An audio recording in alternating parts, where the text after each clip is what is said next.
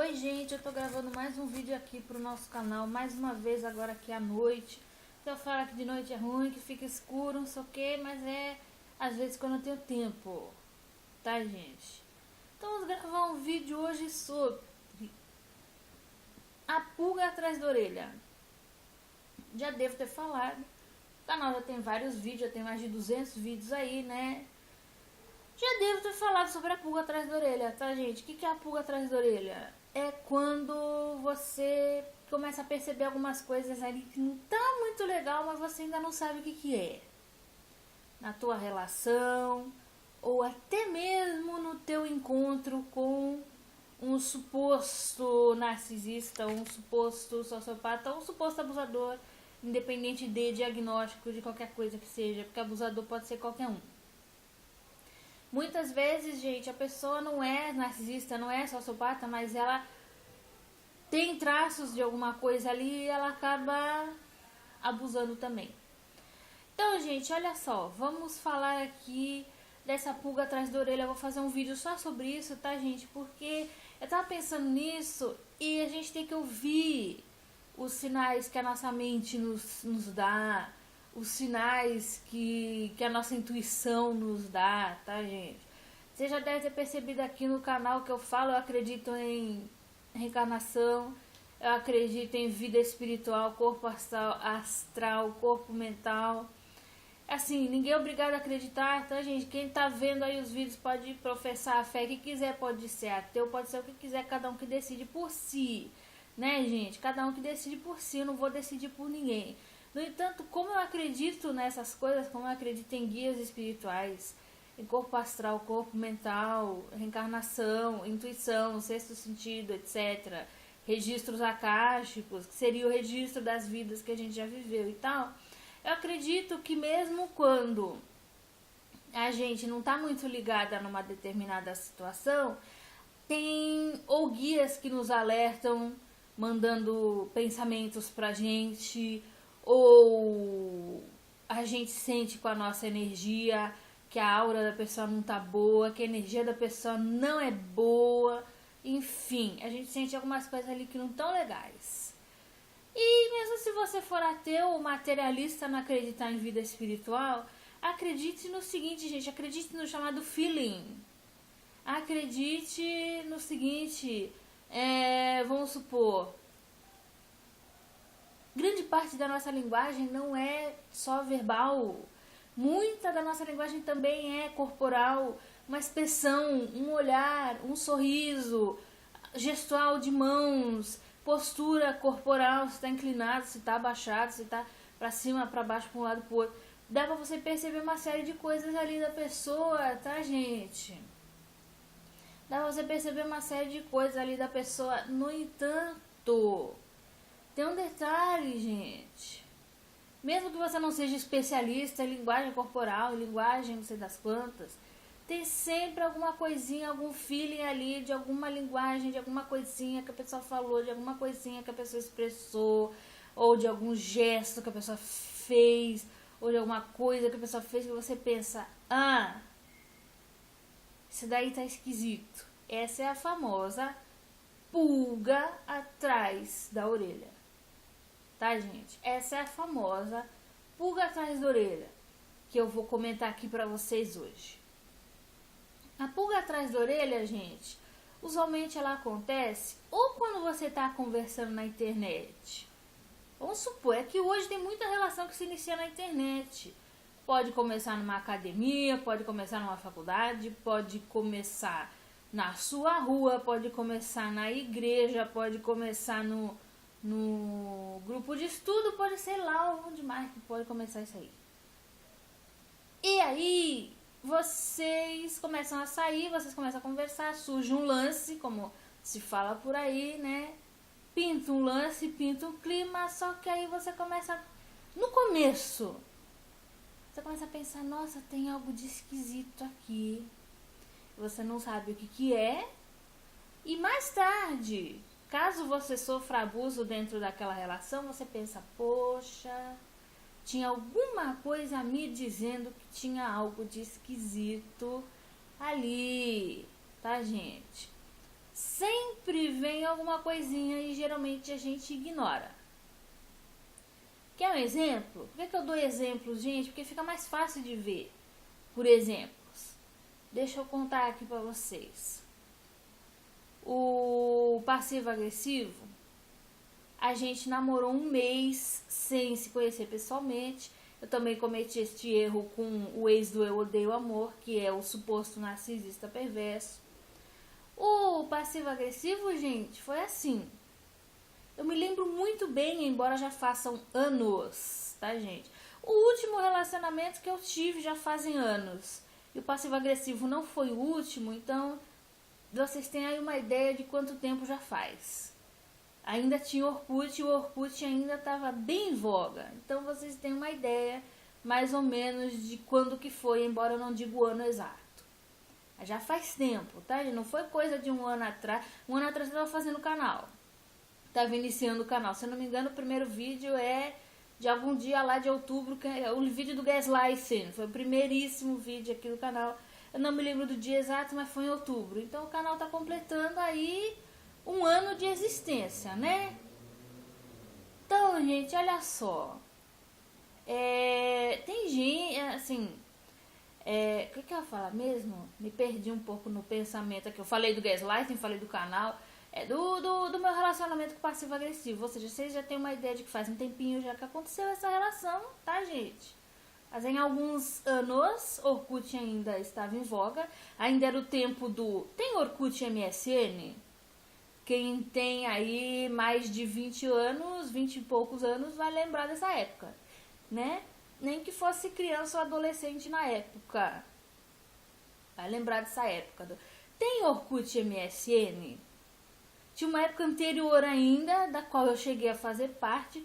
Reiterando, eu tenho 30 anos, então eu peguei praticamente tudo, desde aquela época do Zip e-mail, BOL, AOL. Vocês viram aqueles CDs da AOL, que eles falavam que tinha internet de graça pra você por período X, e era uns negócios loucos que você tinha que instalar no seu computador, com aquele CD. Vinha até um triângulo, parecia um disco de... Parecia um pedaço de pizza, aquilo ali era AOL, American Online. Eu nem sei que fim que deu isso aí, porque não tem mais American Online. Alguma multinacional gigantesca deve ter comprado e transformado em outra coisa. Ou extinguiu-se mesmo, enfim. Era a época do UOL, da AOL, ICQ, Mirk. Eu peguei tudo isso, tá, gente? Embora o Mirk, eu nunca usei o Mirk, mas o povo fala do Mirk. Eu usei isso aqui, que era númerozinho e era... né? Deve estar sendo super nostálgico para quem tem assim a minha idade. E pegou esta época. Eu era adolescente na época do ICQ. Do Mirk, eu era bem adolescente. Devia ter 14, 15 anos. Mas então, gente, na época do passivo-agressivo ainda era. Tem Orkut e MSN. Então já faz um tempinho. E assim, gente, foi assim. A gente namorou um mês à distância, assim como com o Eu Odeio Amor. Só que assim, enquanto a gente namorava à distância, eu achava ele maravilhoso. Por quê? Porque ele dizia que era a namorada perfeita, mandou um presente meio caro lá, que eu conto no relato. Eles te compram com presentinhos também, como eu falei no outro vídeo lá, dos presentinhos.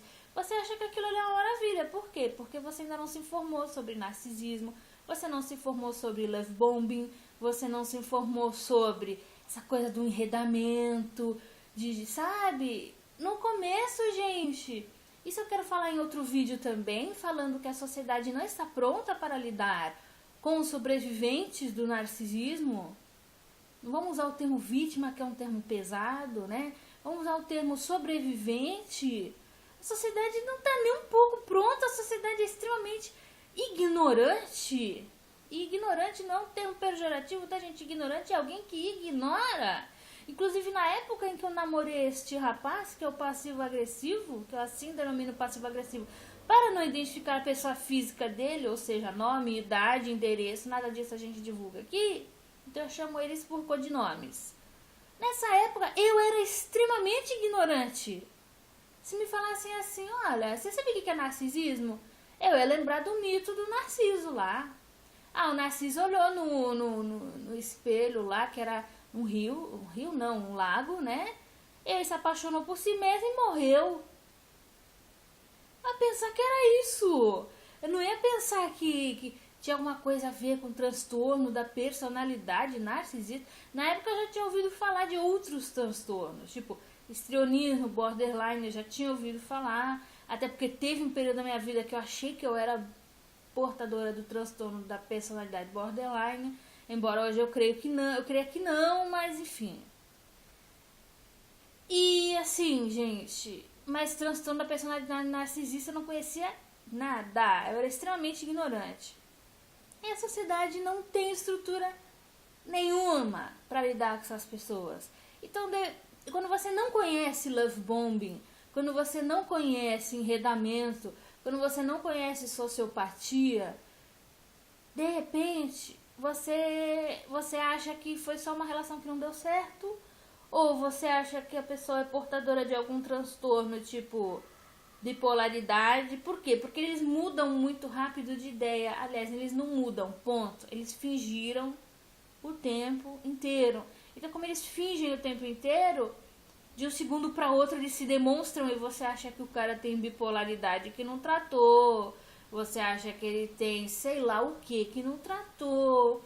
E aí você fica em dúvida e você não conhece. Mas aí a sociedade, como não conhece direito, ela vai chegar pra você e vai falar assim: foi só uma relação que não deu certo. Por que você tá tão triste? Por que você tá se lamentando tanto? E o pior não é nem quando é relação, tá, gente? O pior é quando é família. Porque família, a pessoa chega lá e fala: ah, mas é sua mãe. Ah, mas é seu pai. Ah, mas perdoa. Mas todo pai e toda mãe briga com o filho. Entendeu? Ele não entende quando se por um acaso o filho do suposto ou da suposta narcisista tem estresse pós-traumático. Não entende quando vai pro médico e fala assim: ó, doutor, meu pai fica falando pra mim que eu sou um vagabundo, que eu sou um imprestável, que eu sou um merda, que eu sou um bosta. Né? Ah, todo pai é assim. Quer dizer, nem todo pai vai ficar toda hora falando que o filho é um merda e um bosta, mas eles acham que isso é coisa de pai e mãe. Eles acham que o pai e a mãe tá dando disciplina pro filho, limite pro filho. Mentira, que narcisista não dá limite nenhum. Ele só vai mexer quando mexe com o ego dele ou dela. Quando, se o filho do narcisista estiver espancando o amiguinho na escola, mas não mexer com o ego dele ou dela, o narcisista dá um belíssimo foda-se. O narcisista só vai ligar se mexer com o ego dele.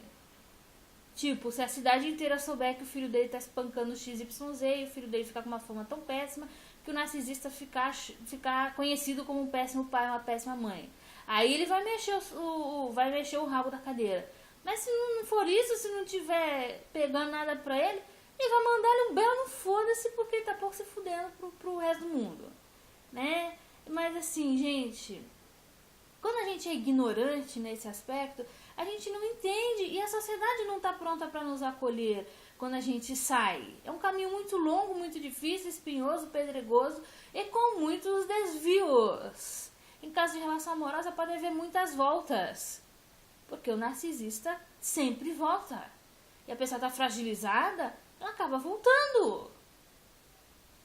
Ou, sei lá, mesmo que ela esteja muito forte e chegue e diga: não vou voltar, mas ela vai sofrer, ela vai chorar, mas e se eu tivesse dado uma chance? Ela vai dar 1000 voltas ali e vai ficar, entendeu, gente? É assim que vai acontecer muitas vezes. Eu vi já na página do Inhaque Pinheiro, no grupo, página, alguma coisa lá que tem no Facebook, que é Amorceiro, já falei aqui também, né? Para falantes de idioma espanhol.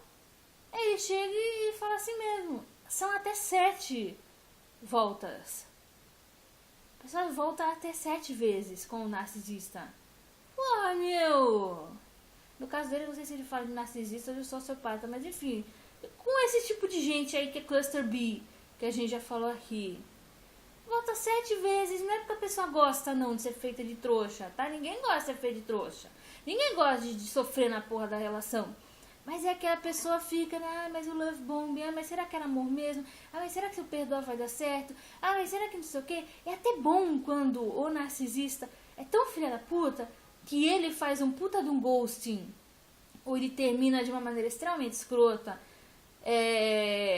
te xingando, te ofendendo, às vezes até te batendo, ou te traindo e esfregando amantes na sua cara, que eu já vi casos assim também. Eu passei por um desse, o cara esfregar amante na minha cara.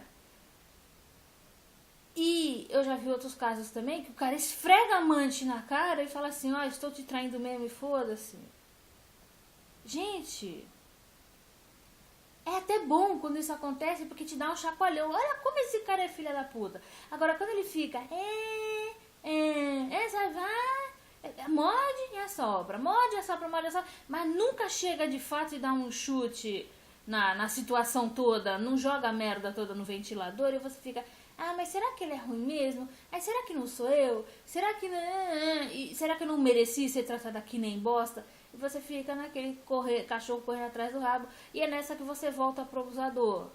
Se for relação dita romântica de casal.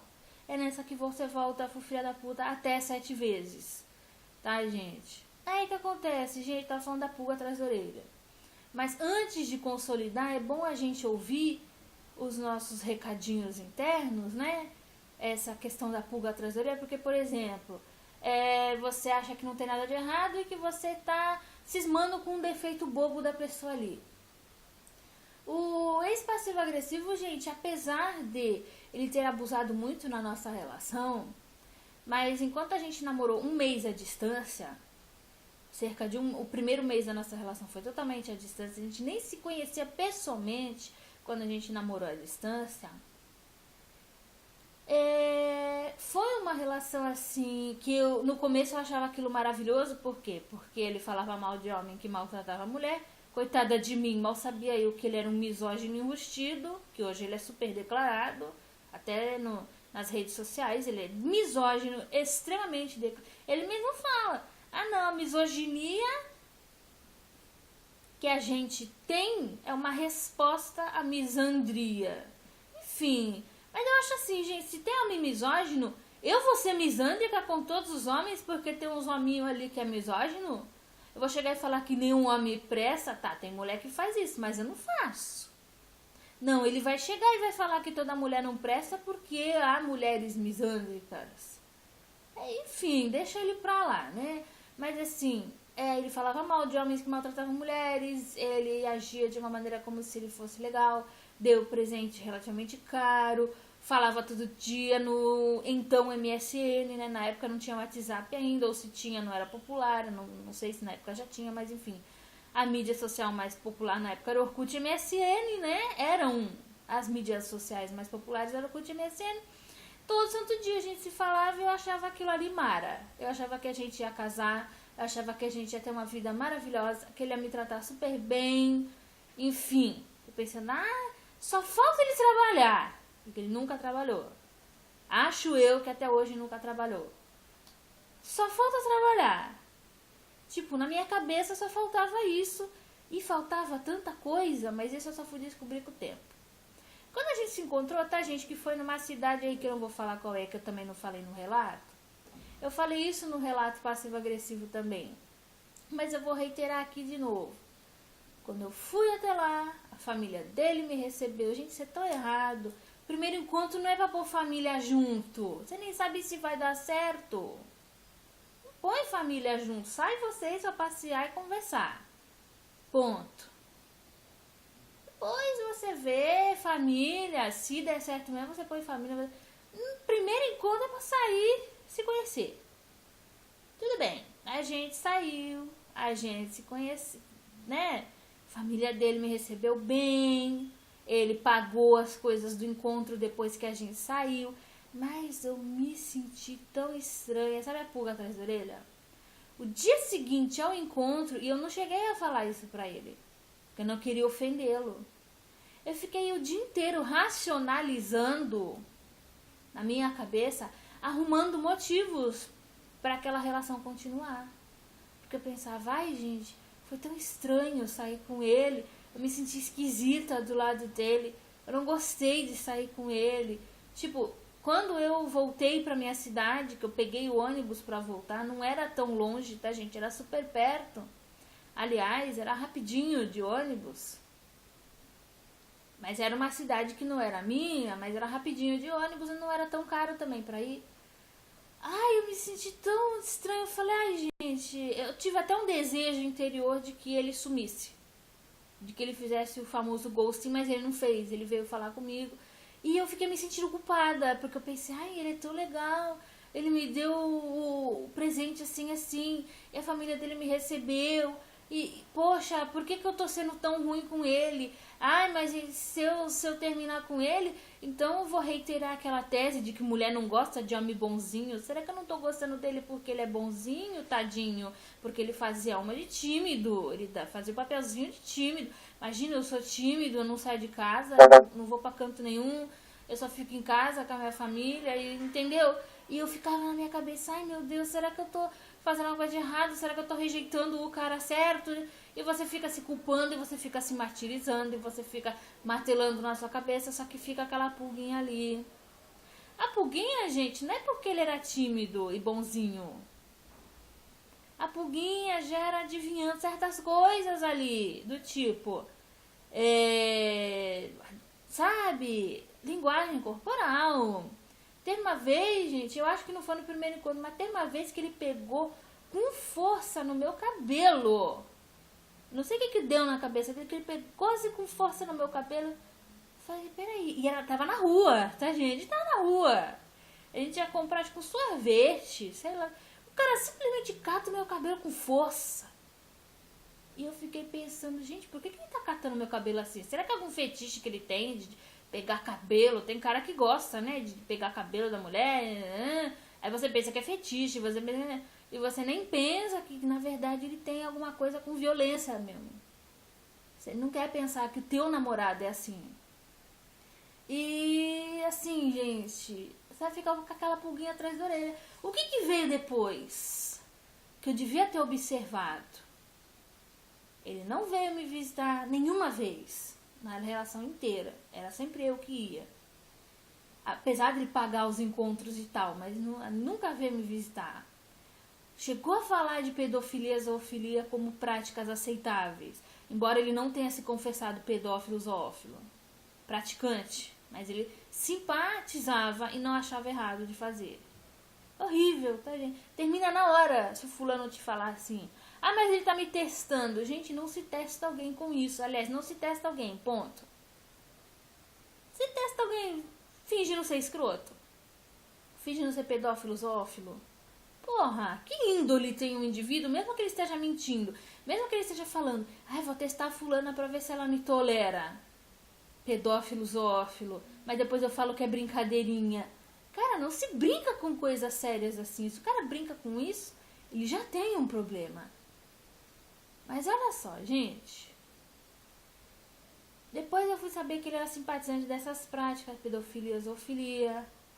Depois eu fui saber que ele tinha tesão até na mãe.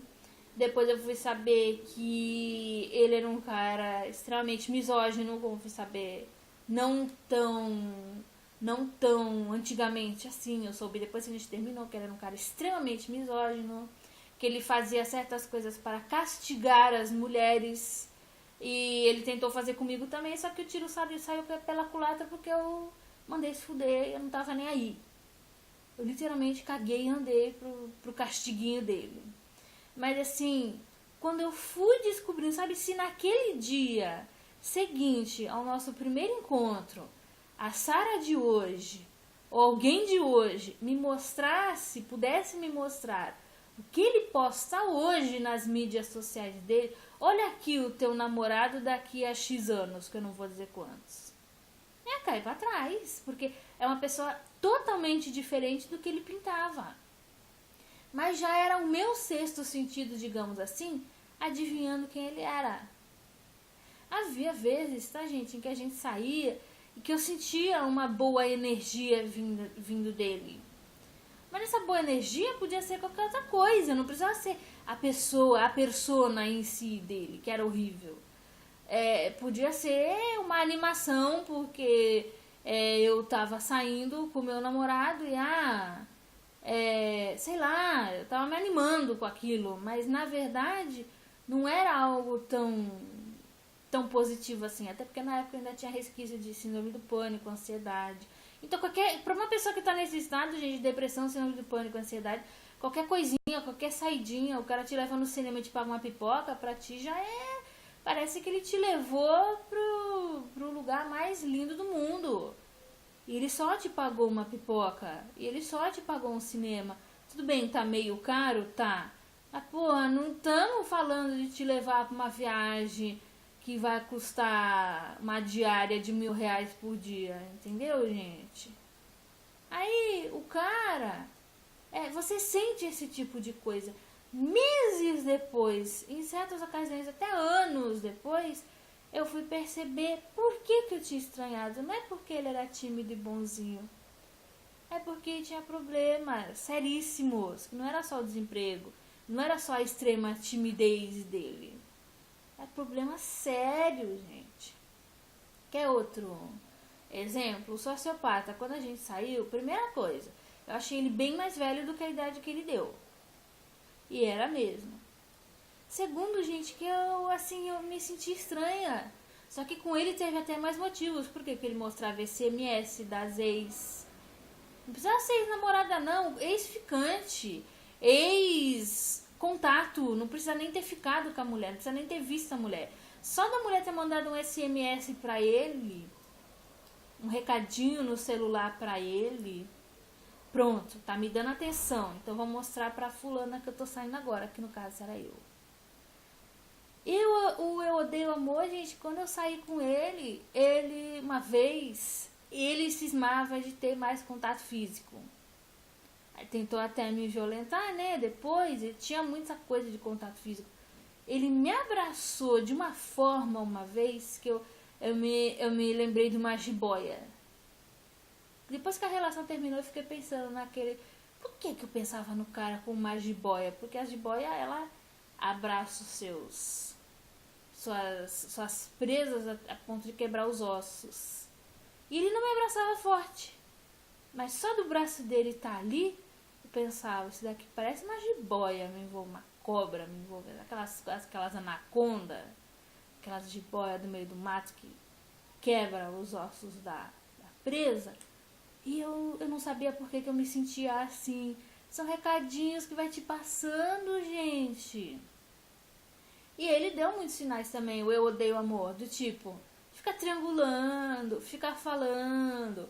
Mas aí a gente ignora. Por quê? Porque a gente quer tanto que aquela merda dê certo que a gente ignora, a gente racionaliza. O que é racionalizar? É no dia seguinte a um encontro esquisito, você ficar, ai, mas ele é legal, né? Ah, mas ele me deu presente caro, né? Ah, mas acontece que ele me levou passear não sei onde. Meu, você fica racionalizando e arrumando motivo pra ficar com o cara. Sendo que às vezes ele já demonstrou ser abusivo e você tá ignorando. Pra quê? Pra tua relação dar certo acima de tudo? É legal você querer que a tua relação dê certo. O que não é legal é você tentar impedir que você mesmo ou você mesma veja, depois dessas pulguinhas atrás da orelha que vocês têm usualmente, depois do primeiro, segundo encontro, você repara uma reação exacerbada, por exemplo, um ciúme exacerbado porque você deu um beijo no rosto do teu amigo. Ah, mas não tem, mulher não pode ter amigo homem. Aí ele faz um chabuzão. Ou o cara, tipo, o suposto sociopata. 2, 3 semanas de conhecimento, ele quis me levar pra ver a aliança num lugar assim.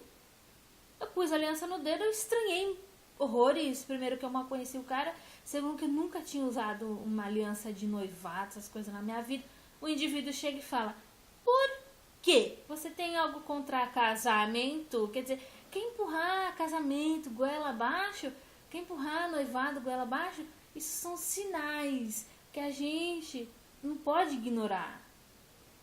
Depois de morar junto, depois de casado, bicho vai pegar, não vai ser legal e a gente vai estranhar muito.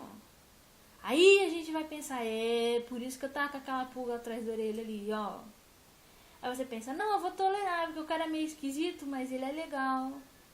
Às vezes não é legal, gente. Não é só por ser esquisito.